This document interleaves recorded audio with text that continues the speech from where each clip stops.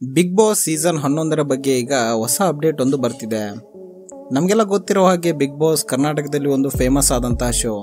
ಈ ಒಂದು big boss ಕಾರ್ಯಕ್ರಮ ಸ್ಟಾರ್ಟ್ ಆಯಿತು ಅಂತಂದರೆ ಎಲ್ಲ ಕಡೆಗಳಲ್ಲಿ ಅದರದೇ ಮಾತುಗಳು ಕೇಳಿ ಬರ್ತವೆ. ಈಗಾಗಲೇ 10 ಸೀಸನ್ಗಳನ್ನು ಕಂಪ್ಲೀಟ್ ಮಾಡಿದಂಥ ಬಿಗ್ ಬಾಸ್ ಕಾರ್ಯಕ್ರಮ ಈಗ 11ನೇ ಸೀಸನ್ಗೆ ಕಾಲಿಟ್ಟಿದೆ. ಕಳೆದ ಒಂದು 10 ಸೀಸನ್ಗಳಲ್ಲಿ ಹೋಸ್ಟ್ ಆಗಿ ನಮ್ಮ ಕಿಚ್ಚ ಸುದೀಪ್ ಅವರೇ ನಡೆಸ್ಕೊಟ್ಟಿದ್ರು. ಆದರೆ ಈಗ ಕಿಚ್ಚ ಸುದೀಪ್ ಅವರ ಬದಲಿಗೆ ಬೇರೆ ಹೋಸ್ಟ್ ಒಬ್ಬರು ಬರಲಿದ್ದಾರೆ ಅಂತ ಸುದ್ದಿಗಳು ಕೇಳಿ ಬರ್ತಿವೆ. ಬಿಗ್ ಬಾಸ್ ಕಾರ್ಯಕ್ರಮ ಇಷ್ಟೊಂದು ಪ್ರಖ್ಯಾತಿಯನ್ನು ಪಡೆಯಲಿಕ್ಕೆ ಕಿಚ್ಚ ಸುದೀಪ್ ಅವರ ಒಂದು ಪಾತ್ರ ತುಂಬಾನೇ ಇದೆ ಅಂತಲೇ ಹೇಳ್ಬೋದು. ವೀಕೆಂಡ್ ಬಂದರೆ ಸಾಕು ಕಿಚ್ಚ ಸುದೀಪ್ ಅವರ ಒಂದು ಮಾತುಗಳನ್ನು ಕೇಳಲು ಜನರು ಕೂಡ ಟಿವಿಗಳ ಮುಂದೆ ಕೂಡ್ತಾರೆ.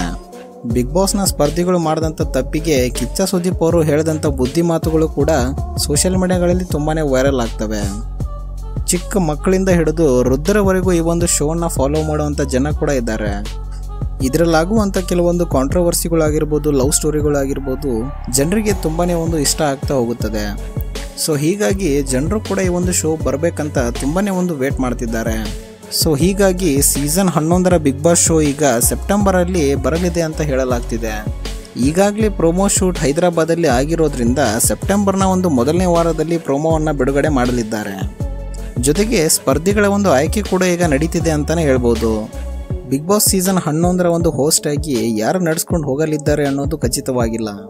ಆದರೆ ಮಾಹಿತಿಗಳ ಪ್ರಕಾರ ಕಿಚ್ಚ ಸುದೀಪ್ ಅವರೇ ಈ ಒಂದು ಸೀಸನನ್ನು ನಡೆಸ್ಕೊಂಡು ಹೋಗಲಿದ್ದಾರೆ ಅಂತ ಹೇಳಲಾಗ್ತಿದೆ.